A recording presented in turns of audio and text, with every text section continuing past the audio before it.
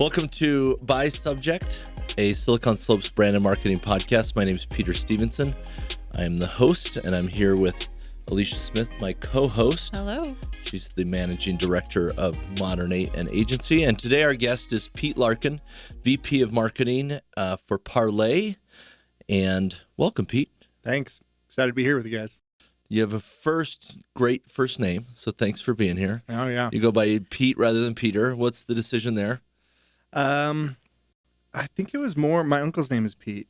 Oh. And a lot of people call him Peter, so decided to roll with this. He calls me Repeat. Oh, Pete and Repeat, we're on a boat joke. Classic. You've never heard that? I've never heard that one. Shut up. Yeah, of course I have. Okay. I'm like, come on. This is great content already. We're off to a rolling start.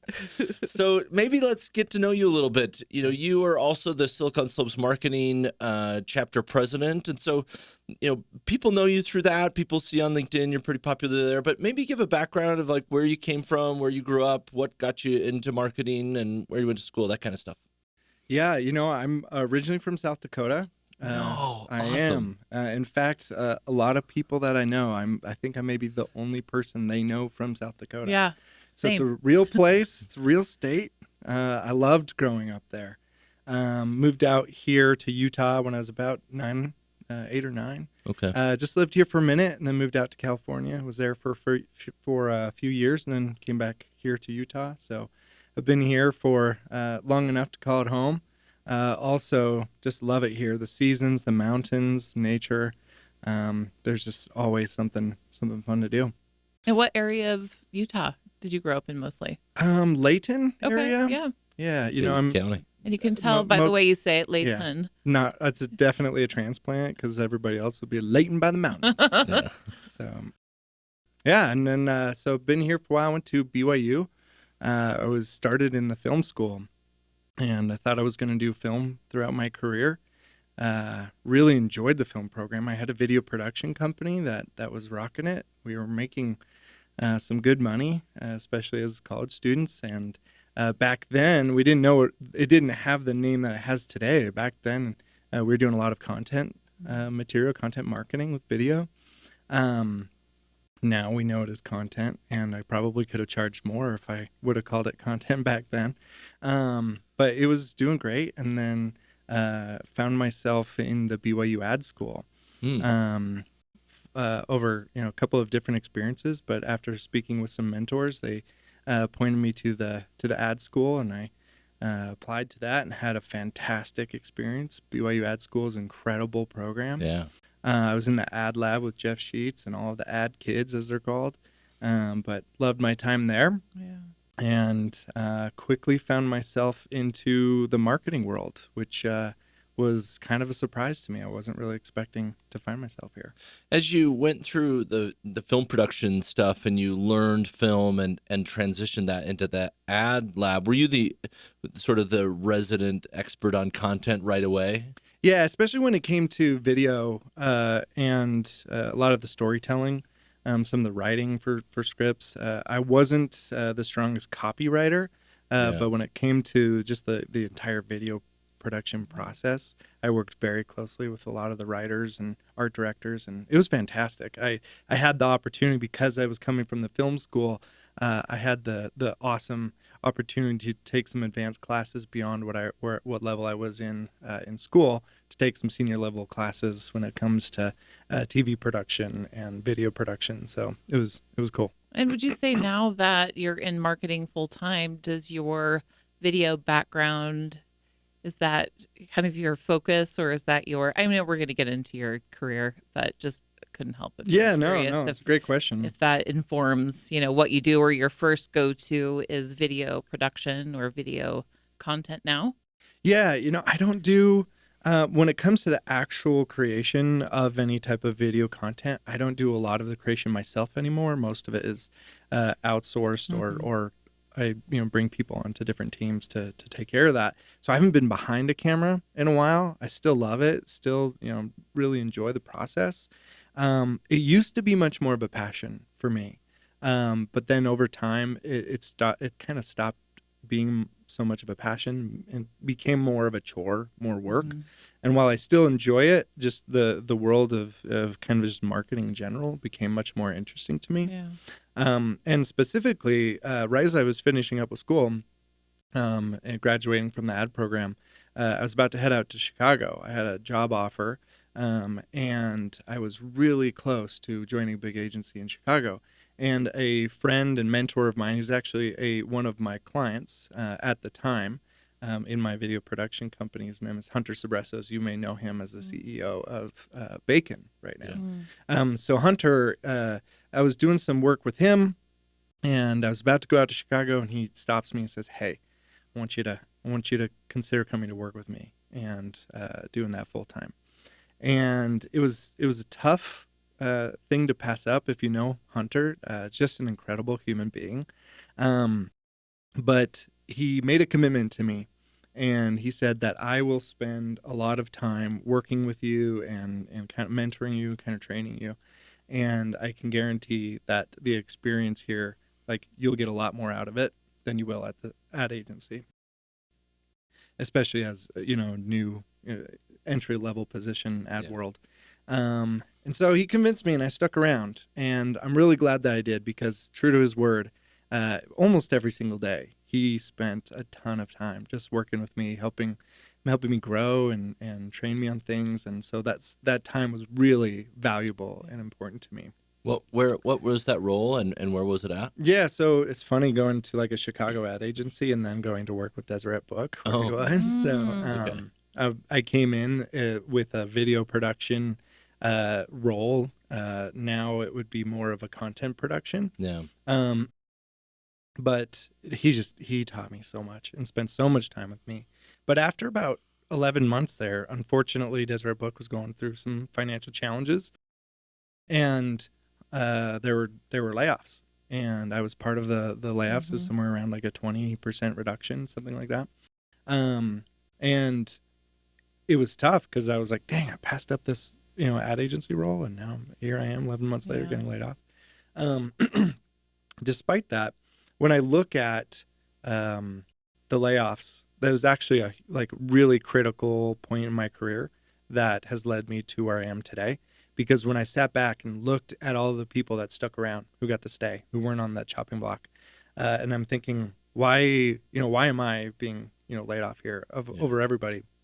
What is it about me?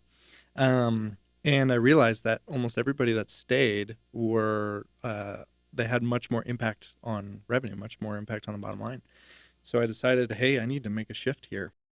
I need to focus a little less so much on the creative side and focus more on marketing and what I can do to impact revenue.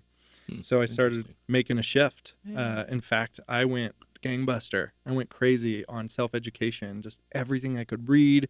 This was back during lynda.com days. Yeah. And like Lynda and I were just like together all the time. Lynda would tell you they're still around. Yeah. Yeah. Right. So LinkedIn Learning now, right? Yeah. So I just consumed everything that I could find. Yeah. And I just went crazy self-education program on marketing. And I was building a house at the time. I had a baby on the way, and so like pressure was high to find a new gig. And the home builder that I was building my house with didn't have a marketing team. So this was Fieldstone Homes, and I went into their corporate office and talked with their team and said, hey, this was, I think, probably right after finishing selecting my backsplash, but talked with them about, hey, like, I'd love to come and kick your marketing into gear and get things rolling. Pitched them on that, and really grateful that they took me up on it. And that's really what kind of started more of the shift towards a marketing career.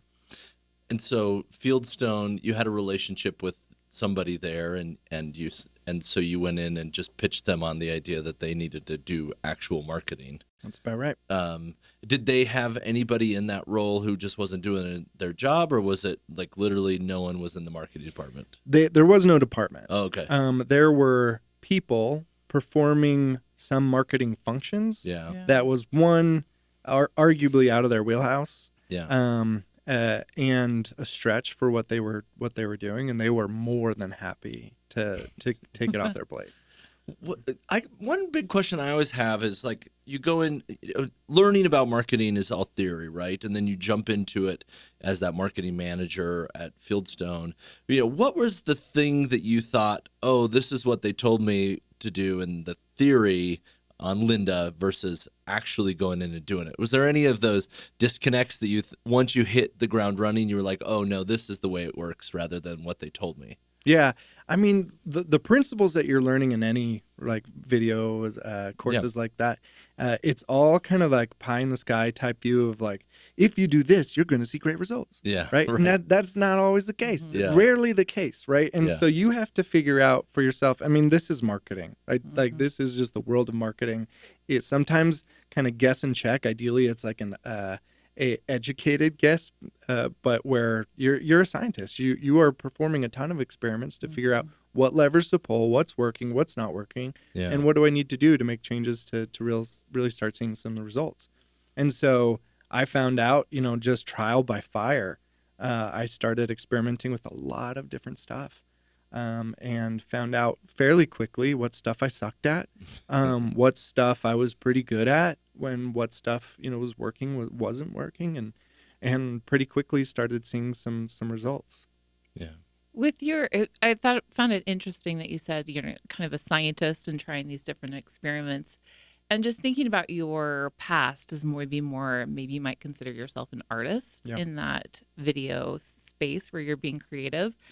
Did you find a nice opportunity to kind of marry those two things together, the art and the science? Oh yeah, absolutely. I mean that's what they say, right? Marketing is an art and a science, and so I had just a lot of fun. I said the trial by fire. Like there was so much I didn't know, and in fact, one of the reasons I am where I am today, not only in my career but also in this role with the Silicon Slopes marketing chapter president, is because after that layoff, I knew that I needed to learn not just from these videos and these courses, but I needed to learn from real talented experts and people.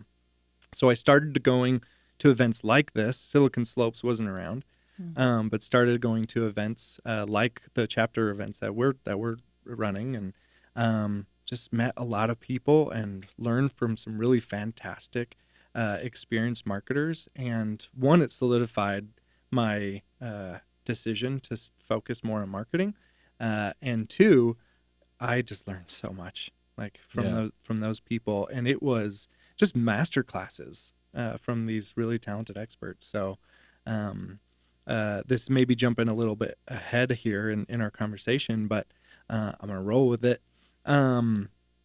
So just near the tail end of COVID, I say that like it's all completely over, right?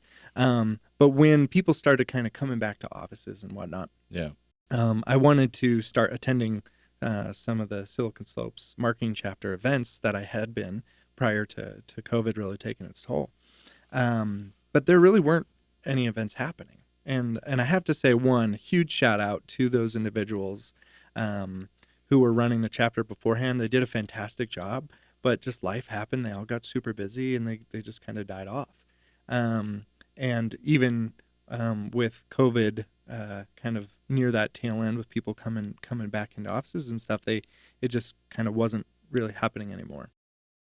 Really wasn't much activity. A lot of the chapter leadership, if you will, they were busy with other stuff. So I reached out to all of them and I said, hey, what's going on? Stuff happening?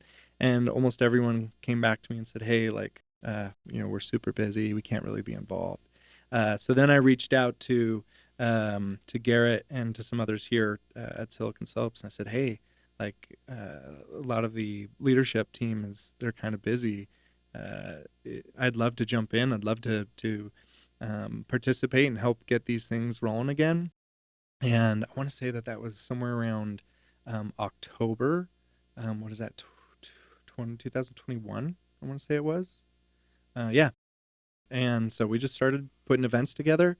And now we've had one every single month. And it's grown from then it was around 300 members. And now we're just passing 800. Nice. So it's been a blast. It's been a lot of fun.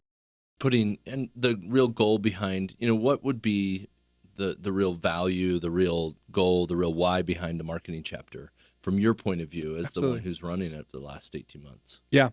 It is very similar to the Silicon Slopes kind of slogan and mission is to connect, learn, serve. I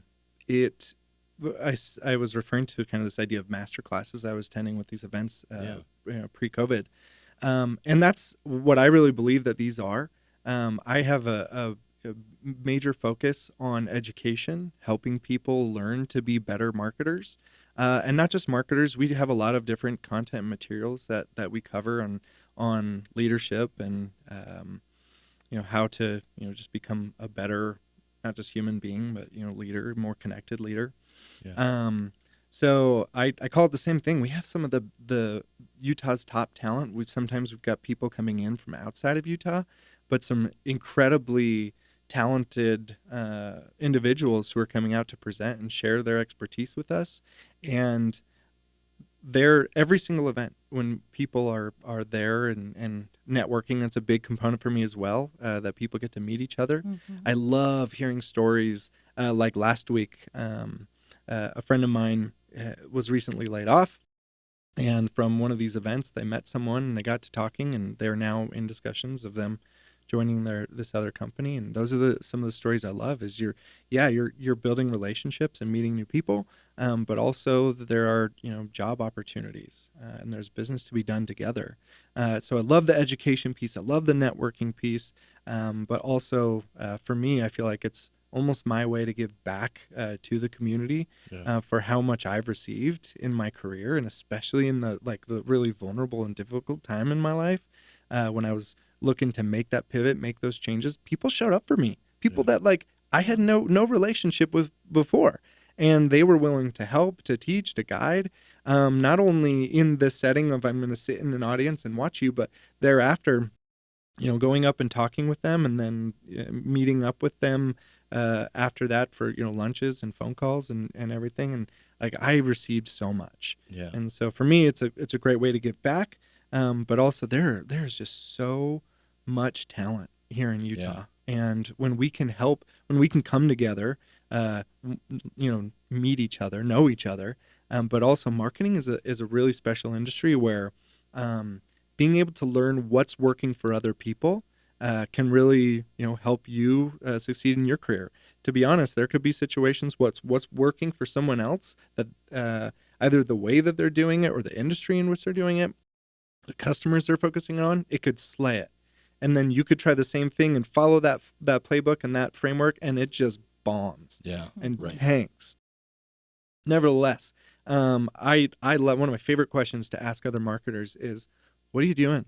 What's working for you? What's not working for you? And what can I learn from the successes that you're having that I may be able to or build challenges? On? Absolutely. Yeah. Yeah. I think a lot of us are experiencing a lot of the same challenges. Mm-hmm. It varies by industry, company, people, but I think that we share a lot of the same challenges. Yeah. So you jumped forward a little bit, but I want to jump back. Yeah. I noticed that you taught at Ensign College for a little while. Yep. Tell me about that experience, why teaching was something that you felt like you wanted or needed to do at the time. Yeah. So a friend, Joseph Allen, was teaching at Ensign College at the time, back, the LDS Business College days. Yeah. And invited me to come and be a presenter, kind of guest speaker. I presented, had a great time, and I think the program director may have been there, but afterwards came up to me and said, "Hey, would you be interested in joining our program and teaching here?" I hadn't really thought much about it at the time, but I, after a couple of interactions, engagements with them, and decided to give it a go. After that first semester, I had a great time. I was teaching marketing management. At the time I was teaching website management, where we teach students how to build a website from scratch, HTML, CSS, and then transition to WordPress. We were teaching them how to build WordPress websites, but fantastic, had an awesome experience. And I realized that I love this. Yeah. I love doing this. pay was terrible. Sure. No, it was absolutely terrible. In fact, when you consider the time to get there, the time you spend with students, actually teaching and after class, like it's a net loss. Yeah. So I decided to that it was more, again, just like a thing for me to give back. Yeah. And it was a really fulfilling, special experience for me. Built a lot of great relationships, hired a couple of my students in some of my previous roles. And yeah, at some point I'll probably go back to teaching. It's a lot of fun. Really enjoy it. The education component. The founder of Modern 8, Randall Smith, has been teaching branding at the U for 30 years, and never a semester goes by that he doesn't complain about how much parking he has to pay for. So, you know, it is, when you're in the junk profession, they don't really treat you that well financially, but it is rewarding. So it is rewarding. Yeah. I want to hear more about your new company, what led you to found it. You know, tell us a little bit about Parlay and you know, what you're going through as the vice president of marketing and sales there, and where you are in that journey. Yeah, thanks. Stepping back even just one role before that, because it was pretty influential where I'm at now. I was working with a company called Angle Point. They have an office here in Linden. A fantastic company, really incredible people, really niche industry. I was not expecting to be in that industry. So in the world of IT asset management and software asset management. Yeah. Basically helping companies manage their software licenses, optimize their budgets. We were working with some of the world's largest brands. And when I first started, I was there for about 6 years. So when I first started with them, people didn't really know who we are. Couldn't even pronounce our name right. They called us Angel Point. And there was no real marketing program either. So I was one of the first marketing hire. And so going from $0 in marketing generated revenue when I started, and then at the end, we were at around 10 million in marketing generated revenue each year. So it was fantastic growth. Really enjoyed my time there. I want to say this is probably year like 2 or 3. I went to purchase some software. This was Marketo, and I want to say it was pre-Adobe acquisition. I'm trying to remember. That was 2015, 2014. Okay, so maybe it was post. Anyway, point is, I went to purchase Marketo. Yeah. And they, after going through all of the back and forth with the SDR, and then after the SDR with the actual demo, and then you finally speak with kind of their closer, right? Right. You finally start, after all of the time and energy into it, you finally start talking pricing. And then when we were talking about pricing, we learned that it was annual contracts, annual contract only. And for us, in our size of company where we were, I want to say that we were probably somewhere around like, I don't know, maybe like 20 million at the time. But annual contract for that size, and I want to say that it was about somewhere around like 20 or 30 grand. But that upfront cost for us was pretty heavy. And when I took it to the CEO, he said, like, I'm down for the software. We can afford this, but you have to negotiate a monthly pricing. And I tried for the life of me, couldn't make it happen. Really? They wouldn't budge. And come to find out that that's just like a natural part of their model. They just don't do real annual or monthly contracts. And so I was talking with my brother about it, Dan Larkin. He's the CEO, founder of both Encore Solar and Solo. I don't know if you've heard of them, but really successful solar software company just down the road here. Was talking with him about that experience with Marketo. Eventually, that's kind of what led to this business Parlay today. But that experience with Marketo, Angle Point ended up going to a competitor. I think it was Click Dimensions, and a lot of reasons why we ended up going with them. But after all is said and done, Angle Point is, I think they're still with them to this day. So years and years of revenue going towards Marketo's competition, simply because of the payment. structure, right? Right.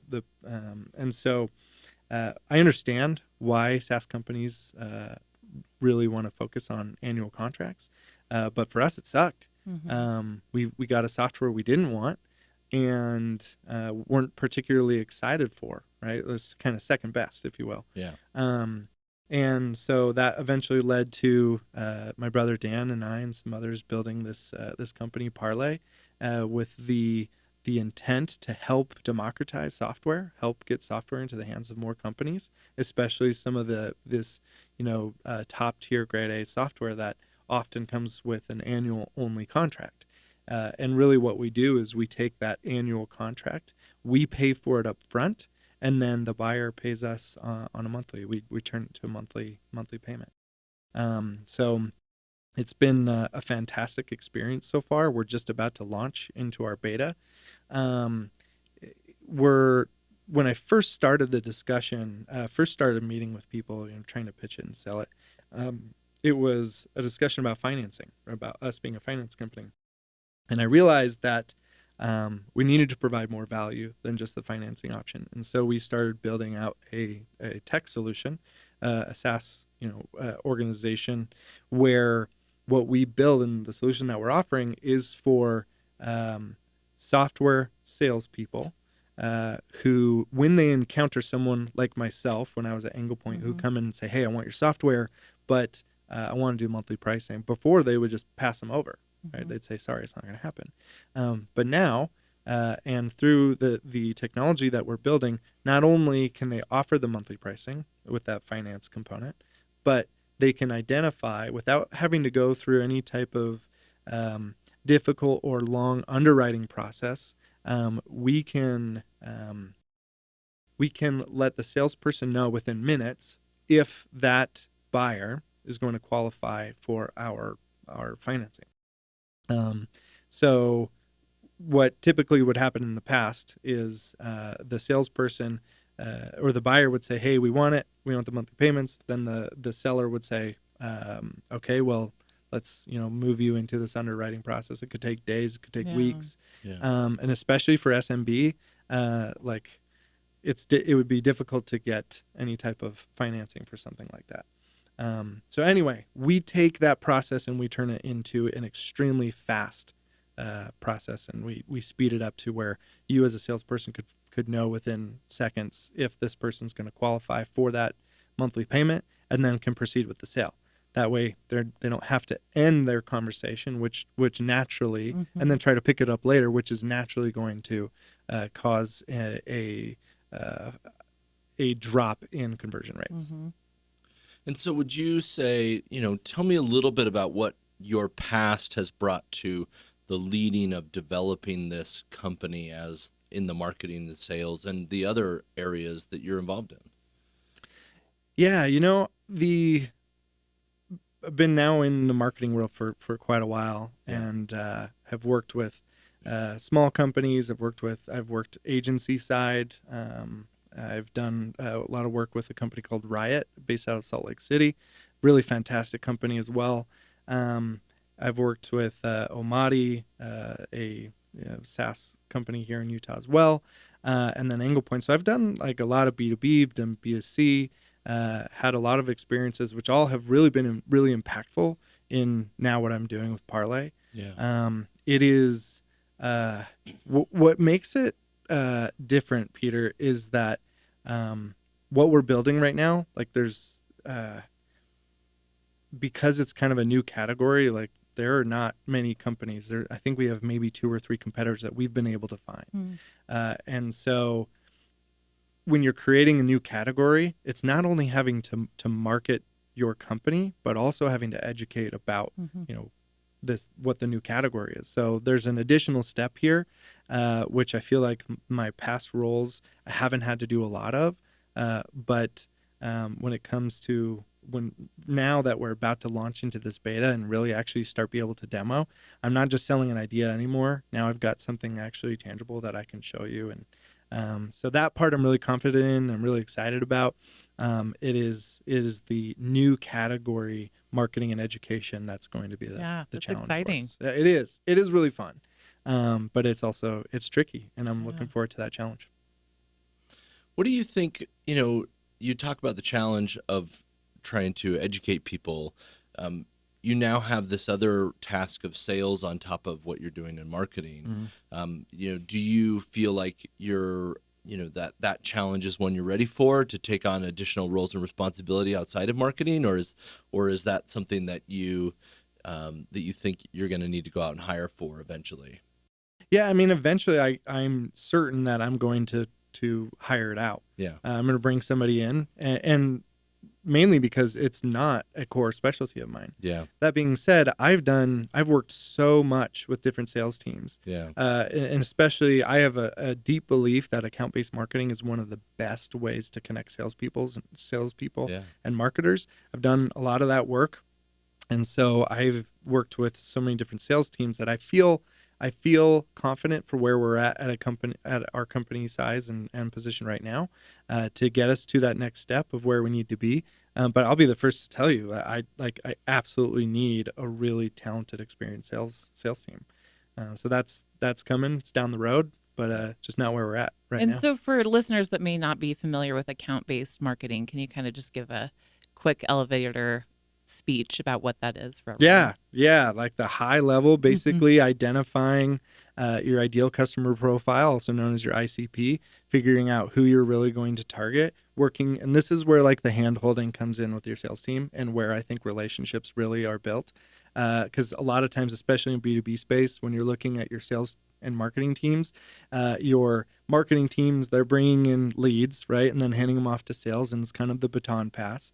And in a lot of ways, the sales team, if they're not really credible, well-qualified leads, then they're going to be upset, and they're going to be giving marketing crap, and they're going to say like, hey, like you guys are bringing us all this these crap leads. And then on the other side, marketing's going to be saying like, well, like you can't close anything, like this is your deal, right? And so it creates a lot of friction between sales and marketing. And I hate that game. I hate that relationship. Yeah. And so instead of hey, like pointing at each other, it's your fault. Let's work together. Let's identify what accounts do you want to go after? Like who do you want to win? And then as marketing, I say, I'm here to make it happen, right? Like we're hand in hand, and we're going to sit down. We're going to build out some campaigns specifically on how to close these accounts.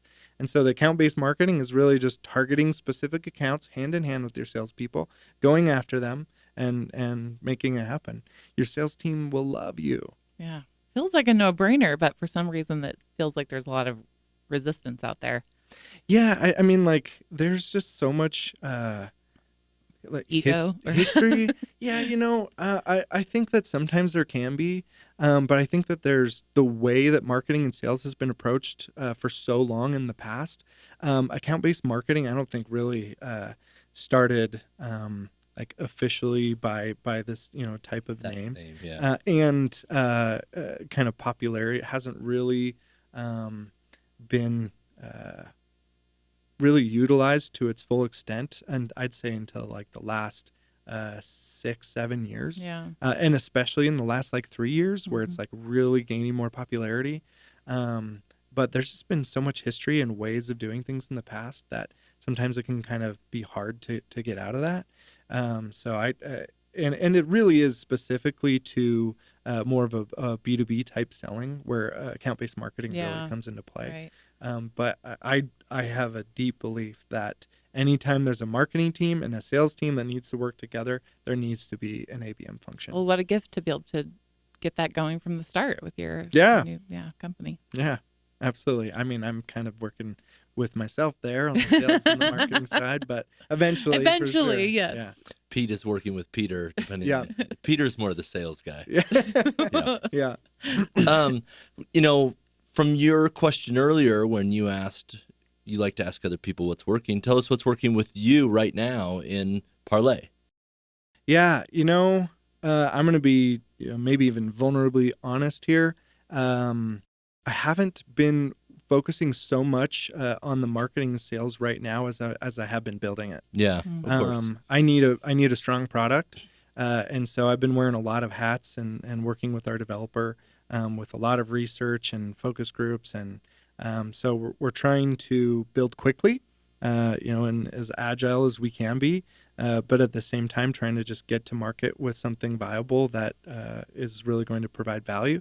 So I've been wearing a lot of building hats right now. Yeah. That being said, I've been simultaneously building a foundation of relationships. So I've been doing a ton of networking over the last 6 months or so. So I've really put on the gas when it comes to networking and relationship building. So when it comes time to launch, which is happening in 2 days, I've got a list of people that I'm going directly to. I already know who I'm going to. It's amazing. There's nothing better than word of mouth. Yeah. Personal connection, and that's always the best marketing. Yeah, absolutely. I know enough about sales. Sales really is successful when it's about relationships. Awesome. Well, we get to our last couple of questions. So, from your perspective, you're becoming a leader here in the state in the marketing world. From everyone's perspective. From everyone. That is, I don't know about that, but it's an honor, and I take that as a major compliment. So give some advice to people who are coming up in the world. Think back to the people you were teaching at Ensign. Think back to the people who are coming out of school right now or in Ad Lab. What are some advice you would give them about career and then also about marketing? Yeah. Be hungry and be humble. Those are probably the two biggest things that I could say. Be hungry, meaning like get after it, right? Go be driven and motivated. But when it comes to education and always keeping yourself sharp, look for every opportunity to continue to develop your skills. One of the things I love about the Silicon Slopes marketing chapter and just Silicon Slopes in general is it can really, if taken advantage of, it can really help people stay sharp, stay connected. Reading books, it's funny because the marketers that I see really excel much faster than other marketers are those that are always on a continual and never-ending learning journey. Yeah. And listening to as many audiobooks as you can get your hands on, and courses like LinkedIn courses, but coming to events like this. I'm telling you, like these events that we put on, people are coming away not only with stronger relationships, but with new, fresh ideas on how to start implementing these ideas in their companies. And sometimes an idea will spark that has nothing to do with what the speaker is even talking about. Yeah. That can just drive creativity and innovation. But going to events and where you can really learn from talented experts, I really highly suggest people do that. So being hungry is just looking for every opportunity for personal growth, and then humble is being teachable. To always to try and realize that as much as you think that you might know, there's always more to learn. Yeah. And the more that you learn, at least this is the case for me, the more that I learn, the more that I realize I don't know very much. And there's so much to learn. I may have, experience and had some success in my past, but it doesn't mean that, in the future that success is that it's going to mean or to guarantee that what I was doing in the past is going to work in the future. So stay sharp, work hard, and really try to learn from as many people as you can. Yeah. All right, my favorite question. Give us some recommendations for restaurants, bars, coffee shops, places people should go here in Silicon Slopes. You got an hour? Yes, I do. Yes. My wife is a foodie, and cool. I am not. So I inherited that from my wife. Yeah. By nature, I am now a foodie through her. So we like to try a lot of new places. Cool. So by category, I guess. Yeah. I'm a big fan of Chinese food. Okay. So my favorite Chinese place is in Provo. It's called Shoots. It's fantastic in the Riverwoods. Okay. So good. When it comes to pizza, huge pizza fan as well. The Pie always makes fantastic pizza. Village Baker, most people or a lot of people don't realize they make pizza. Their pizza fantastic. Their chicken cordon bleu is amazing. Okay. And then Slackwater Okay. and Yeah, Sandy and Salt Lake, I think. And Ogden, yeah. Yeah. Like also just incredible pizza. Oh man, Tacos. My wife is much bigger on Mexican food than I, but it's in Draper. Man, it's right off of 123rd. You take a right. You always have Cafe Rio. Yeah, you always have to take a right everywhere. take a right. Oh, 123rd. Everything's right there. Yeah. I can't remember the place. I'll have to remember. Let's circle send back. it. It's fantastic. It's Good. probably some of my favorite. Okay, Mexican good to food, know. but anyway, there's a Awesome. couple. Thank you. That's Yeah. amazing. I'm hungry. I know. I don't make it down to Provo enough, but next time I do, I'm gonna have to check out. Yeah, I that need sounds great. better Chinese food. in my Yeah. life. Yeah. Oh, it's good. Exactly. Well, thank you so much for being here, and tell people where to find you online and some of the social handles that you have. Yeah, absolutely. LinkedIn, especially. Okay. Just search me, Pete Larkin. You'll find me really easily. To be honest, I don't do a lot of the other socials. Perfect. That's So. the best answer you could ever give. As a marketer, maybe not the greatest thing, but I don't have any either, so Yeah. I'm on the same boat. yeah. All right, thanks for joining us today on By Subject, and we'll see you next time. By Subject is a production of Modern 8 Agency in Silicon Slopes. Executive producers are Alysha Smith and Peter Stevenson. Editor and producer is Dave Meekum. Video production by Connor Mitchell. Development production by Eric Dahl. Production management by Shelby Sandlin. Original music composed by Josh Johnson. Website designed by Modern 8. Please make sure to follow and share the show with your friends and your enemies. Thanks for joining us.